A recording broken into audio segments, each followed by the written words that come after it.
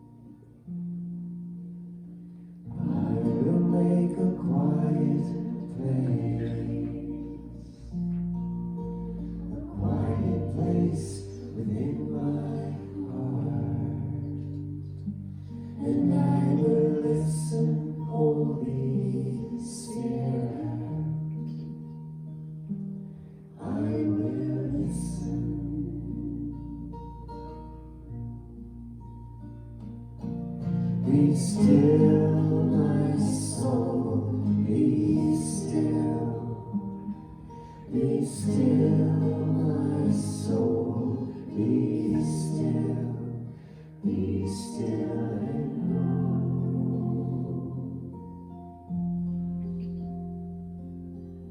I will make a quiet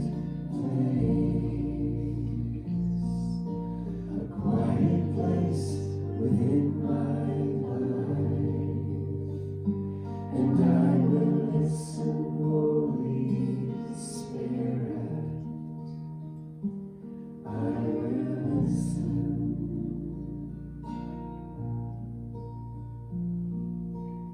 I will make a quiet place. I will make a quiet place.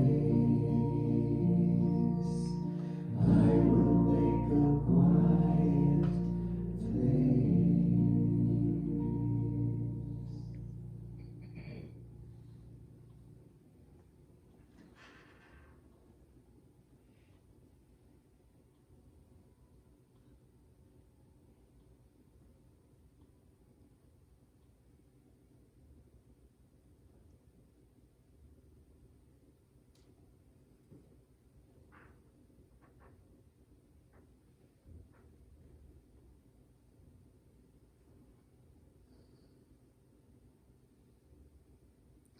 And in this silence, I feel the presence and the power that I call God.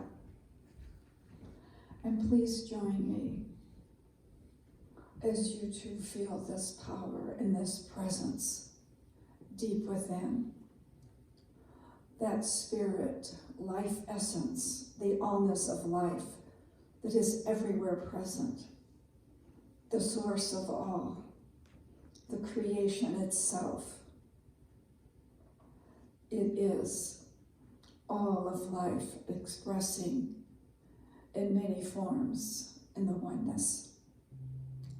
And as this is my source, I know that I am one with this living spirit, with this presence that is fully present within me. And the same presence is fully within each and every one. And I know and feel this deep within, knowing it is true for all creation, for all people, and each one of us here today. For we are the fullness of spirit, expressing in living form. And from this place of sacredness, I affirm that we are living and manifesting that wonderful, inclusive, all-knowing qualities of unconditional love, peace, joy, prosperity, vitality, freedom, harmony, and peace. That this is the truth of who we are. This is spirit expressing in our lives right now. And we bring forth the best that is within us, releasing any ideas of separation, releasing any anxiety, any uncertainty. And we let go of the need for answers, for we know that within, that the living spirit has all the answers. And as we tune into that place, our questions are replaced by that divine wisdom, that guidance, that understanding that is always available. And I affirm that we take great comfort in knowing this sacred presence is greater than our human condition, as we look to and are receptive of the gifts of spirit that are ours at all times. We are awake, aware, and conscious of that which we are. And I speak my word for the request in the prayer chest, knowing that that sacred presence is right there in the midst, that its unconditional love is renewing and restoring each request to the fullness of life, and that the blessings are abundantly supplied, and all is well. I bless this service knowing that we are each expressing that loving spirit together. We are blessed by that loving spirit of the staff and the volunteers, for each one helps lift our own consciousness to a greater awareness of the divinity of all.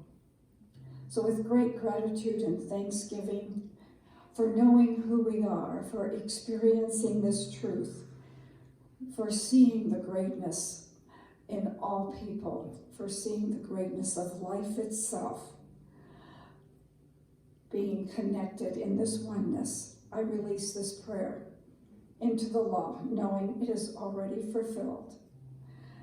And as we join together, we declare, and so it is.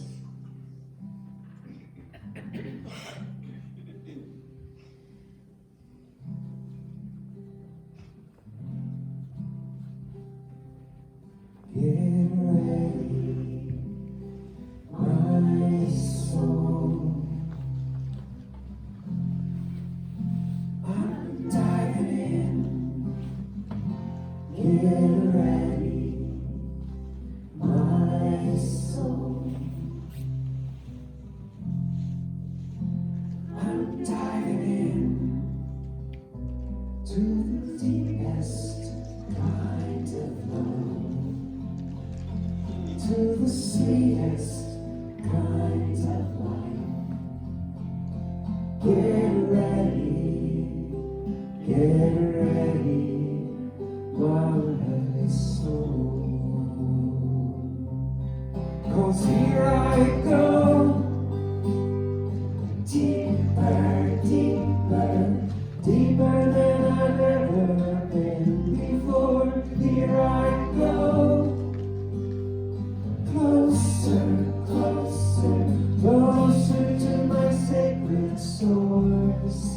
Here I go. Deeper, deeper, deeper than I've ever been before. Here I go. Closer, closer, closer to my sacred source.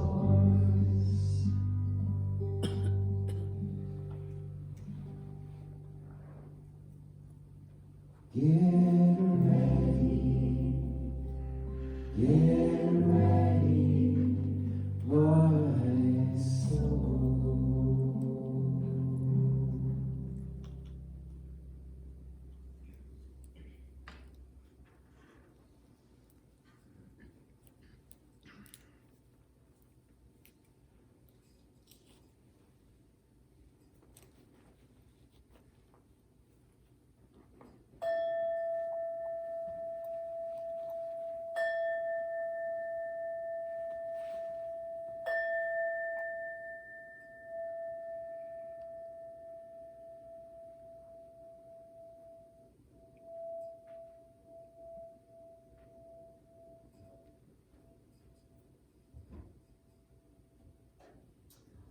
Good morning. I'd like to call your attention to the prayer chest at the bottom of the stairs. If you have something that's weighing heavily on your mind, something you would like a little more attention to so you realize the truth about yourself, please leave your worries and your concerns in the prayer chest, and the practitioner will be doing affirmative prayer on your behalf this week. Gratefulness is the key to a happy life that we hold in our hands, because if we're not grateful, then no matter how much we have, we will not be happy, because we will always want to have something else or something more. David Rest. And from Henry Ward Beecher, the art of being happy lies in the power of extracting happiness from common things.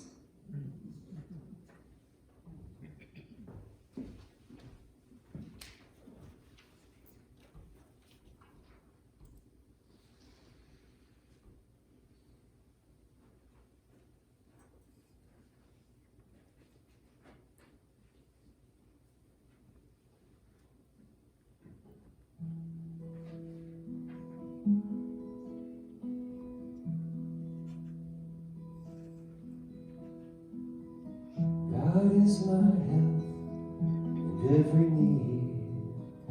God does my every hunger feed. God walks beside me, guides my way through every moment of the day. Wherever we are, God is. Wherever we go, God is. Let everybody know God is, and all is well. I now am wise, I now am true, patient, kind, and loving too. All things I am, can do, and be through the truth that lives in me. Wherever we are, God is. Wherever we go, God is. Let everybody know God is. All is well. Whenever we give, God is. Whenever we love, God is. There's always gonna be enough, 'cause God is. All is well. God is my health, I can't be sick. God is my strength, unfailing wit. God is my all, I know no fear, 'cause God and love and truth are here. Wherever we are, God is. Wherever we go, God is. Let everybody know that God is, and all is well.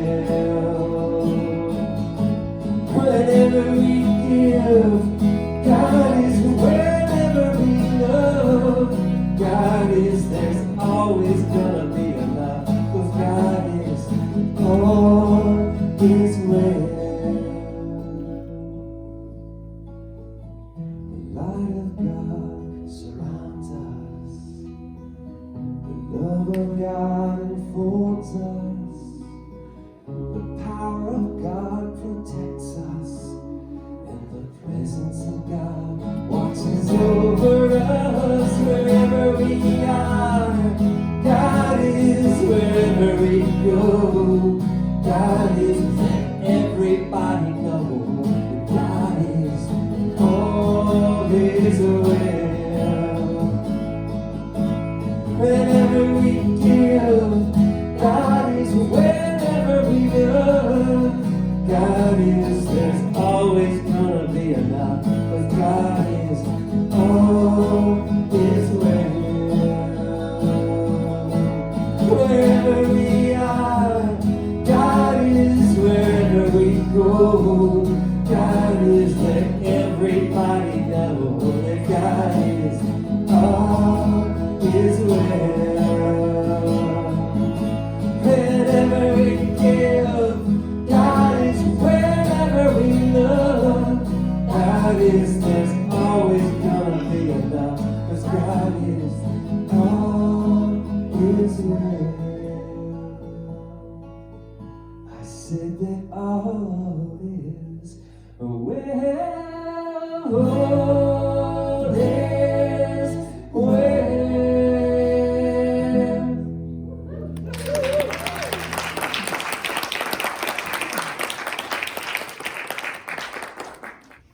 Thank you, David Hawes, very much.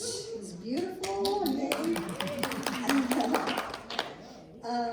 So, I do have a video message for you today from Reverend Wendy Craig Purcell, who is the senior minister at Unity in San Diego, so a Unity church.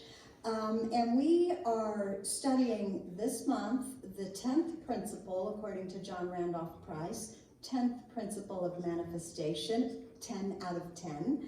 And that last principle, which he says come in order, the last one is action.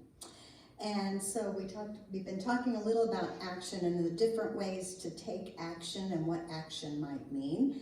This week, I wanted to focus on the activity of God in my mind, the action of God in our minds. And I was, when I was thinking about this, if we want God to be active in our life, then we have to ask ourselves, is God active in my mind? Because it's the action of God or God thoughts or God qualities that I'm thinking about, that I'm depositing in my individual consciousness, which is my mind. It is the action of that causes the action on the outer, out here. So I wanted to just talk a little bit about how active is God in our minds, okay? That is our job to do. So I found Wendy Craig Purcell has a nice message here. When I was there might be her voice is very clear in this. It's very clear. But I was noticing there was kind of a buzz underneath it, and maybe you won't notice that at all now that I told you. But what I want is for you not to get hung up on it. If that happens, the sound is clear and you can clearly hear her, and it's not our equipment. Sometimes something gets off on their equipment. So anyway, here is Wendy Craig Purcell. Continues her series, Fearlessness in Difficult Times. She brings the idea of cultivating something referred to as the vast mind. In this talk, Reverend Wendy explains ways we can change our entire relationship with the world and other people, how we can flip the script. So I really enjoyed the opportunity this morning to share with you, with First Service, the message that I shared with them, and I'm looking forward to sharing it with you as well. We've been taking a look at a book written by Pema Chodron. Pema Chodron is an American Tibetan Buddhist nun, and we have been exploring her book, The Places That Scare You. And this morning, the concept that we want to look at is the mind, and the mind's tendency when it is not trained to narrow down to slices of experience or reality and get stuck there. And so we want to explore together this idea of the vast mind as compared or contrasted to the narrow mind. There was a certain Zen master teacher that whenever his students would ask him, "How are you today?" he would always respond in exactly the same way and say, "I'm okay." And one of his students was a little challenged by that and asked his teacher, "Don't you ever have a bad day?" And the Zen master teacher said, "Well, yes, I do. And when I have a bad day, I'm okay.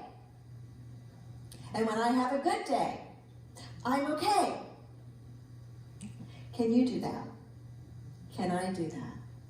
That is an area of growth, I think, for us. What it is suggesting is that regardless of what is going on around us, regardless of the circumstances that we are experiencing, we can choose to be in those circumstances and experiences, and we can choose to be in them internally in any way we want. There is a place within us that is available to us always, a place and a state of inner peace and inner tranquility. And we experience that place of inner peace and inner tranquility to the exact degree that we have learned how to train our minds and learn how to live within what the Buddhists would call the vast mind.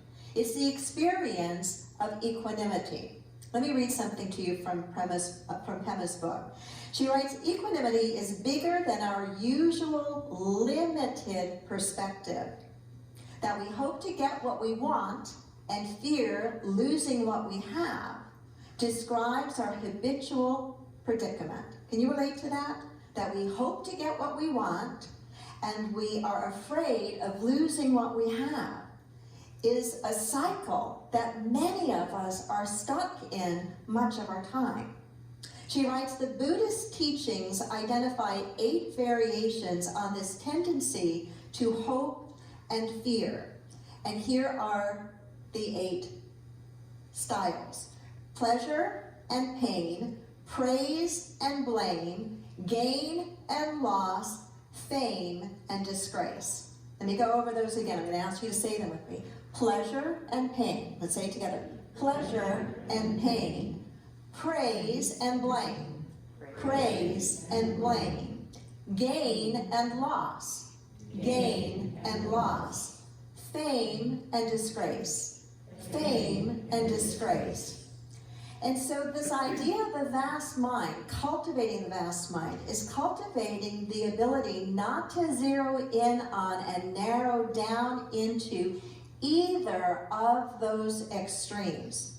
She writes, as long as we're caught in one of these extremes, the potential for the other is always there.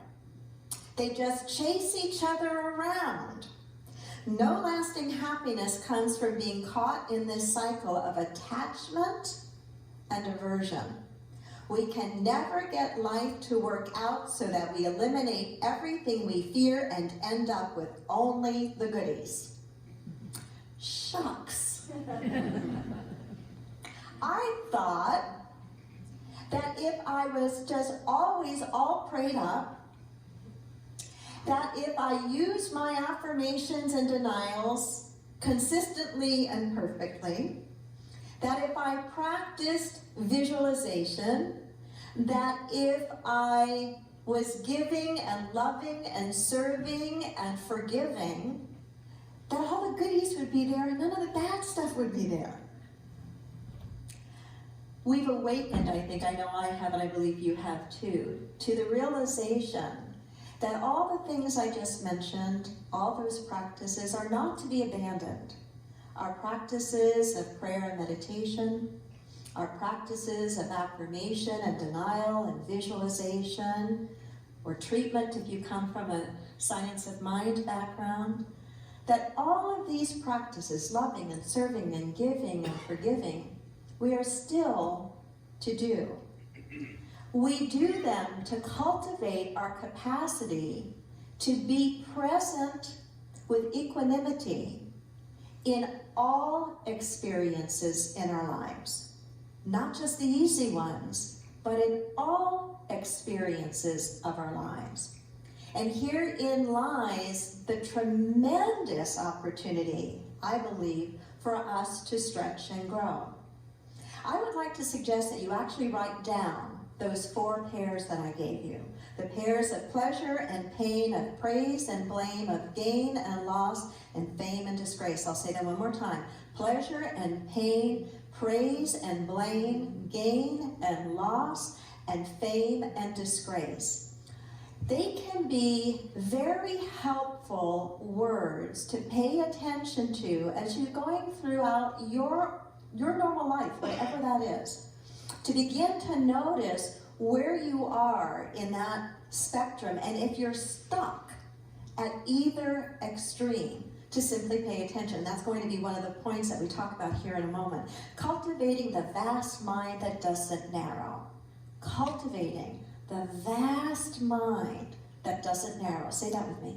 Cultivating the vast mind that doesn't narrow. Amit Ray wrote, small mind competes, big mind collaborates, and great mind encompasses. Small mind competes, big mind collaborates, great mind encompasses. The writer Lucy Draper Clark wrote in her blog, the small mind is either grasping for what it thinks would make it happier or rejecting what it currently is experiencing. Can any of you relate to that at all? I know I can. The small mind is either grasping for what it thinks would make it happier or rejecting what it currently is experiencing. When I'm enjoying a moment of relaxation, this small mind of mine starts chirping away that I should be doing something more useful. When I'm feeling dispirited or depressed, my small mind catastrophizes, telling me that these feelings may never end.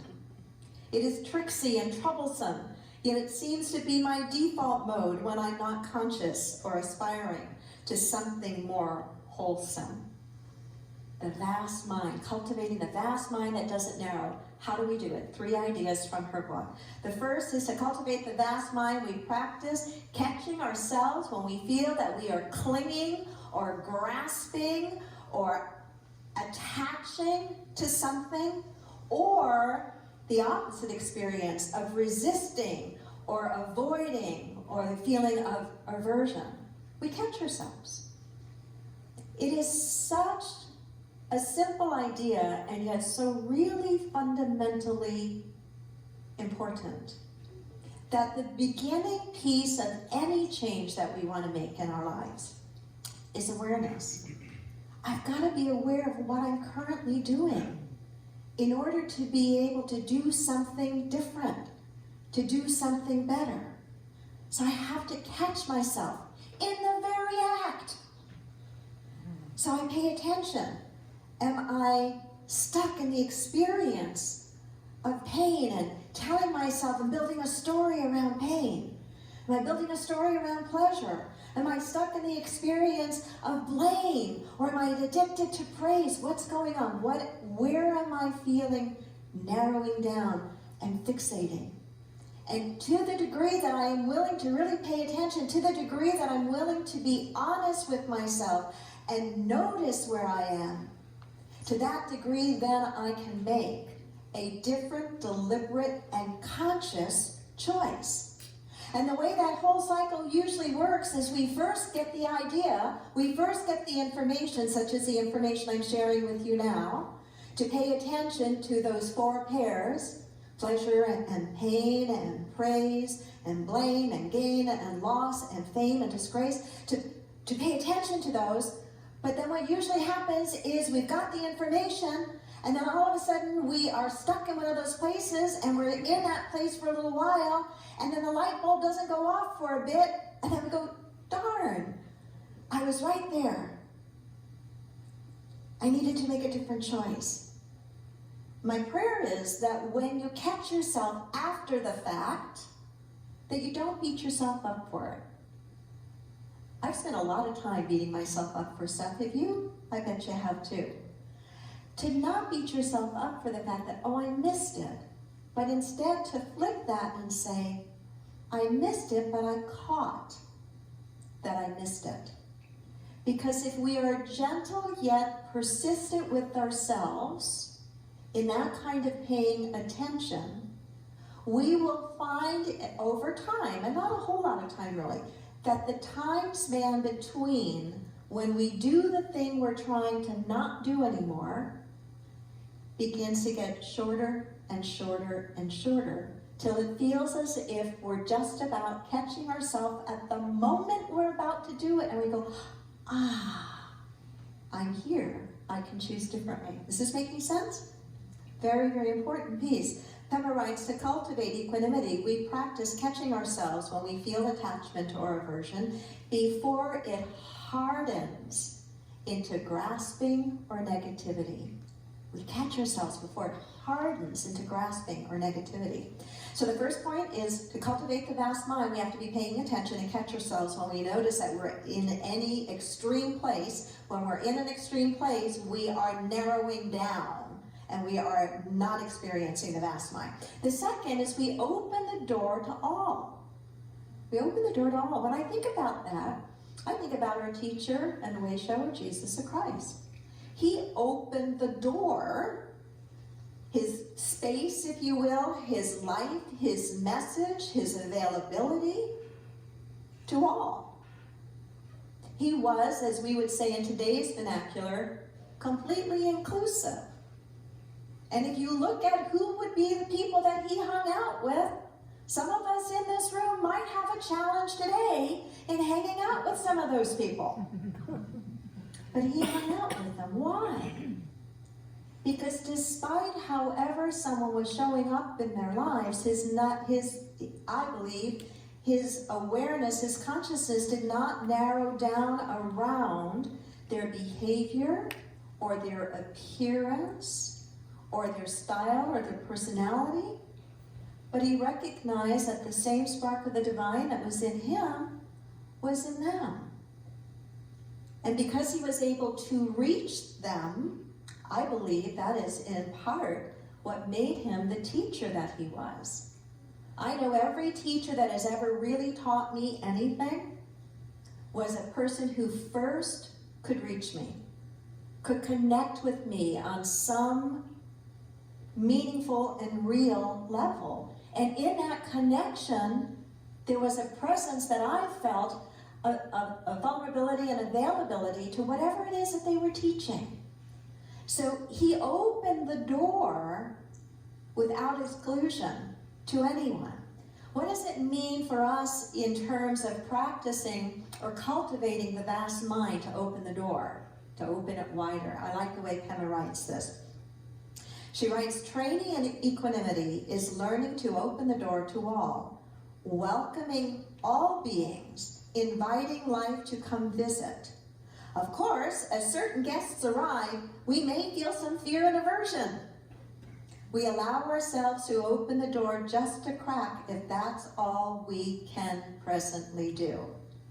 That's really an important point she makes here.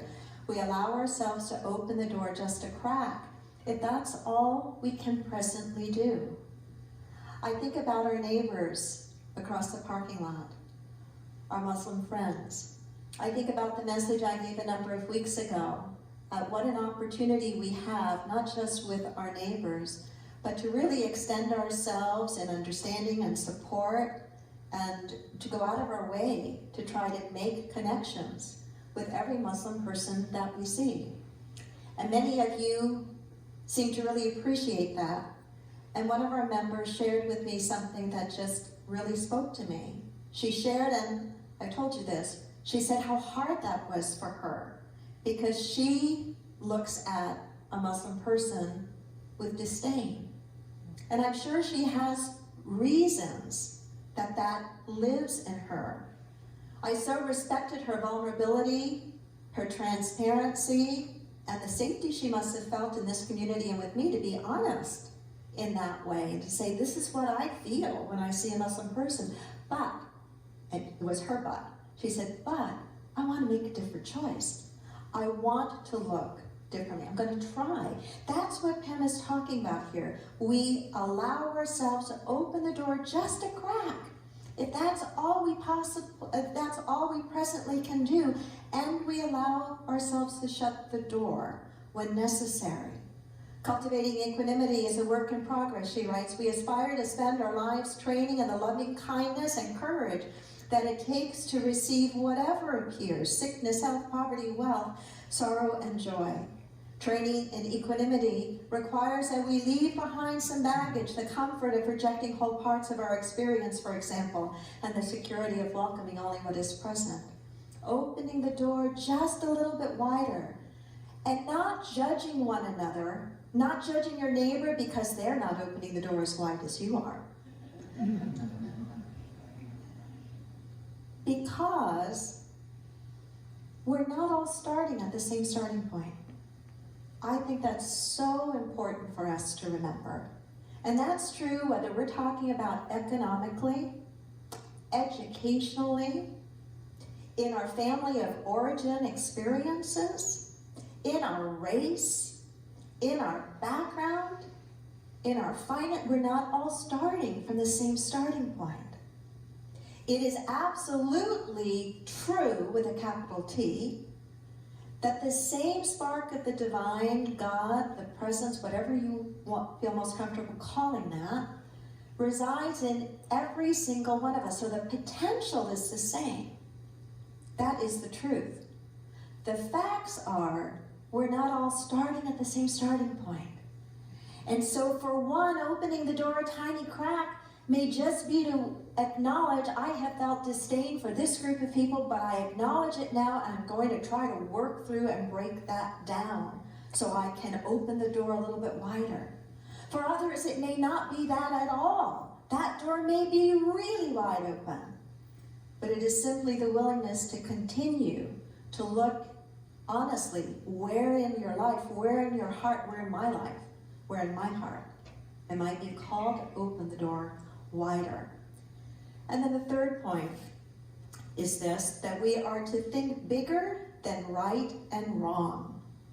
We are to think bigger than right and wrong. That automatically, if we are willing to think bigger than right and wrong, we will automatically be put into a vaster mind. One of my favorite Rumi quotes is this, the quote that says, "Out beyond the ideas of wrongdoing and right doing, there is a field. I will meet you there." Out beyond the ideas of wrongdoing and right doing, there is a field. I will meet you there. Can you imagine if that was the practice we had in our country today around all the issues that are dividing us in such a deep way? We are so stuck in the right and the wrong and the blaming and the pointing of fingers, and as long as we stay stuck there, we'll never meet beyond ideas of right and wrong into the vast field where we can meet with some respect and openness and practice listening to try to find some true resolutions. We'll never find them staying stuck in the place, narrowing down on right and wrong and blaming, right? I mean, if it could work, it would have worked by now. But it doesn't. We think bigger than right and wrong. We cultivate the vast mind. We do not let it close down into hostility, into shaming, into blaming, into negativity. Namaste.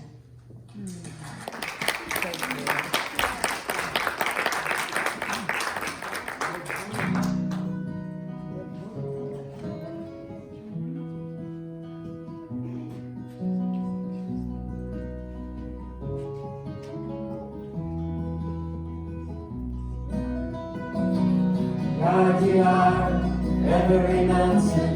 God, you are every ocean. God, you are every canyon, every inch of earth and sky. God, you are every morning. God, you are every midnight.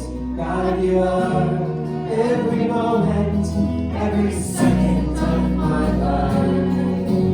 Everything I see, everything I do, everything I am is you. Everything above, everything below, everything I know is you. God, you are every sunrise. God, you are every moon glow. God, you are every star shine, every inch of earth and sky.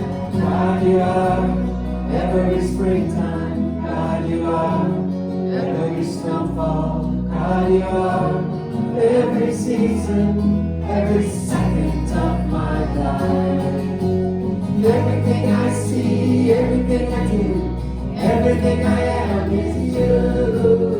Everything above, everything below, everything I know is you.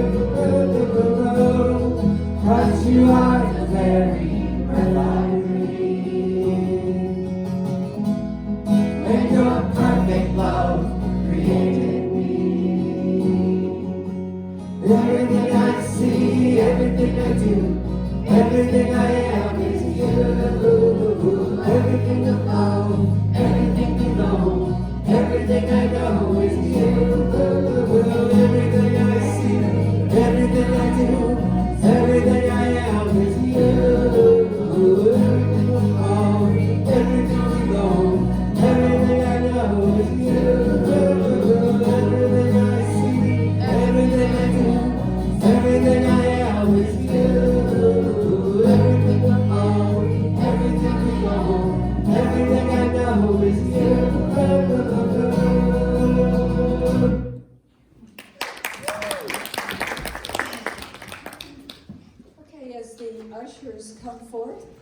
this is the time that we get to consciously participate in the law of circulation. In great gratitude for the abundance that comes from above. So if you'll take your gift in your hand and go with me, this from the supply that is never ending, I gratefully return a portion, knowing that it circulates and continues the giving and the receiving. And our affirmation, I gratefully accept the allness of my good. I have a vision dancing through my bones. I feel passion burning in my heart. I know the truth resting in my soul. Use me, Spirit, use me. Use me, Spirit, use me. I have a vision dancing through my bones. I feel passion burning in my heart. I know the truth resting in my soul. Use me, Spirit, use me. Use me, Spirit, use me.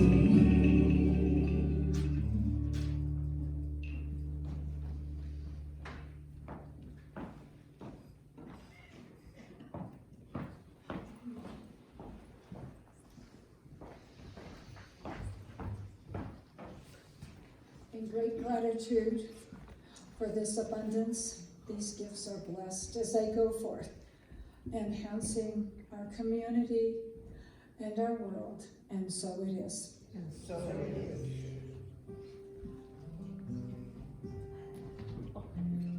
Thank you so much. Woo. So I would just like to welcome anyone who is here for the first time. Welcome to Center for Spiritual Life. We invite you to stick around, go downstairs. It's your lucky day. We have potluck, and boy, do we have good potlucks here, don't we? So we have that going on downstairs, along with our 1 o'clock workshop with Darlene. Darlene, where will you be doing that? Downstairs as well? Okay. So after potluck, we'll arrange that for you. I also have a surprise for everybody, and that is that the bookstore is open. Yeah. So I invite everybody to go down. We're going to have, the bookstore will be open from here on out, but until Christmas, everything in the books, well, almost everything in the bookstore is 50% off.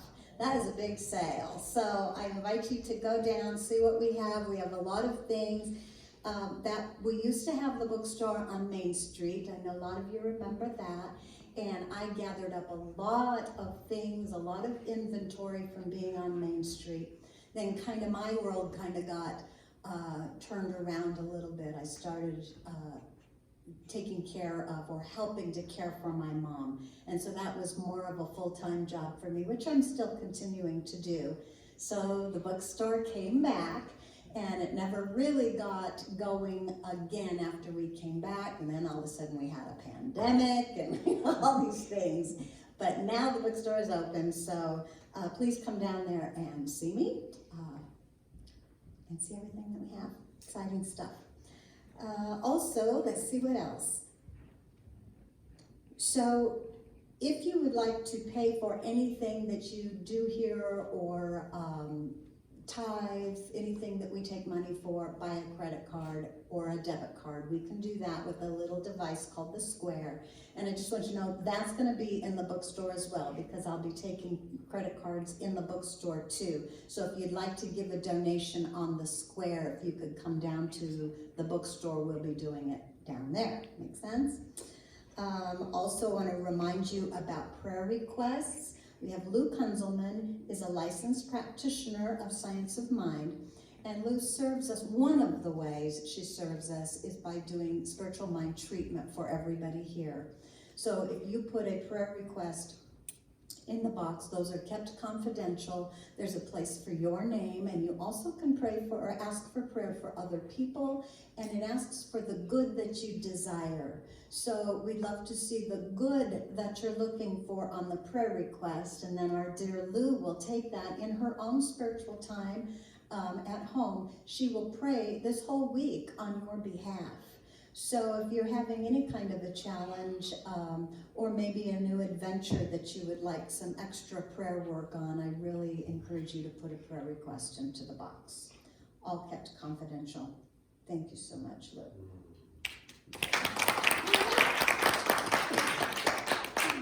And I do want to put one more plug in for Goodwill Outing. Remember, it's this Saturday. That's a really fun thing to do, and it doesn't matter how much money you bring. Doesn't matter if it's $1 or if it's $100. It's the idea of giving away our own money, and this is just a really fun time of year for Goodwill, of course.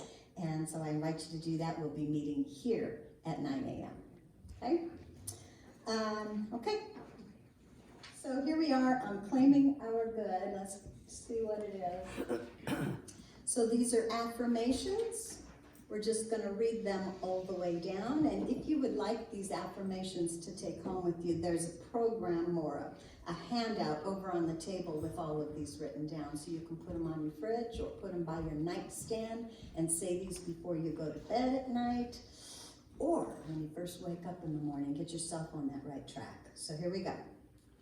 I am opening my mind and heart to the perfect love of God. I am divinely led, guided, and inspired in all I think, say, and do. In every moment, I am inspired to perfect action.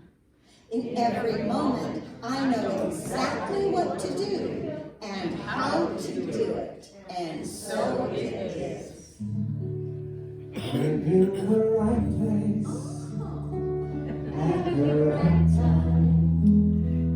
I'm just where I'm supposed to be. I'm in the right place at the right time. I am just where I'm supposed to be. In the right place, at the right time. I am just where I'm supposed to be. I'm in the right place, at the right time. I am just where I'm supposed to be. I'm in the right place, at the right time. I am just where I'm supposed to be. I'm in the right place.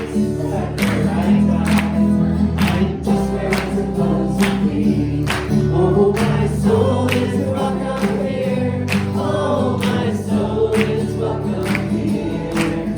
I'm getting the message loud and clear. My soul is welcome here. I'm in the right place at the right time. I'm just where I'm supposed to be. I'm in the right place at the right time. I'm just where I'm supposed to be. Oh, my soul is welcome here. Oh, my soul is welcome here. I'm getting the message loud and clear. My soul is welcome here. Oh, my soul is welcome here. Oh, my soul is welcome here. I'm getting the message loud and clear. My soul is welcome here.